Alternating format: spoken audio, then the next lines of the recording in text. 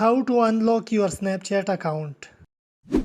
Guys आज की इस वीडियो में बात करते हैं कि अगर आपका स्नैपचैट अकाउंट टेम्परेरी लॉक हुआ हो तो आप अपने अकाउंट को कैसे अनलॉक कर सकते हैं। सो गाइज मेरा अकाउंट कल लॉक हो चुका था, ये वाला अकाउंट मैं आपको यहाँ पर स्क्रीनशॉट दिखा देता हूँ। सो गाइज यहाँ पर आपको स्क्रीन के ऊपर नज़र आ रहा होगा your account has been locked, please visit. तो मेरा अकाउंट लॉक हो चुका था, फिर मैंने इसको अनलॉक कर दिया। कैसे अनलॉक कर दिया और अगर आपका अकाउंट टेम्परेरी लॉक हो जाता है तो आपने क्या करना है।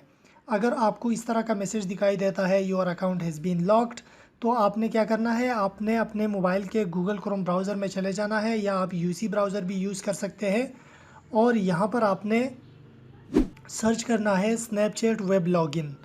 आपने इसको सर्च करना है और फिर आपने स्नैपचैट वेबसाइट को ओपन कर लेना है और वहाँ पर आपने अपने अकाउंट को लॉगिन करना है।